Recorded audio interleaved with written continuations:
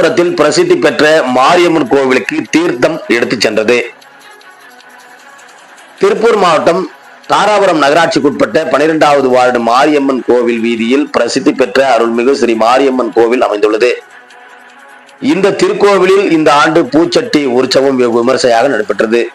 இந்த நிலையில் 15/4/2025 இன்று தாராபுரம் நாயுடு சமுதாயம் சார்பாக அதிகாலை 6 மணி அளவில் மேற்கு பஜனை மட தெருவில் உள்ள மடத்திலிருந்து மேளதாளத்துடன் துவங்கிய சோலைக்கடை வீதியில் அமைந்துள்ள நாயுடு சமுதாயத்திற்காக வந்து அங்கு பூஜை தொடங்கி சோழக்கடை வீதியிலிருந்து 5 முக்கு சந்திப்பு வழியாக அமராவதி ஆற்றங்கரைக்கு சென்றது. அங்கு 40 பக்தர்கள் தீர்த்த குடங்களுடன் மற்றும் 20 பக்தர்கள் பால் குடங்களுடன் எடுத்து மீண்டும் அதே வழியாக மாரியம்மன் கோவிலுக்கு சென்றனர். மேலும் மாரியம்மனுக்கு 16 வகையான வாசனை திராவியங்களை பயன்படுத்தி சிறப்பு அபிஷேகங்கள் நடைபெற்றது.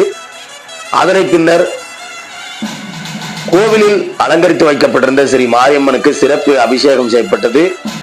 பக்தர்கள் சாமி தரிசனம் பெற்று தங்களது நேர்த்தி கடன் செலுத்திவிட்டு சென்றனர். பின்னர் பக்தர்களுக்கு அன்னதானம் வழங்கப்பட்டது. இதில் நாயுடு சமுதாய சங்கத்தின் தலைவர் விஜயராகவன், உபா தலைவர் சீதாபதி, செயலாளர் ஜெகதீசன், பொருளாளர் கனகராஜ், நிர்வாக செயற்குழு உறுப்பினர் மற்றும் 100க்கும் மேற்பட்ட நாயுடு சமுதாய பக்தர்கள் கலந்து கொண்டு அம்மன் அருள் பெற்றனர் சென்றனர்.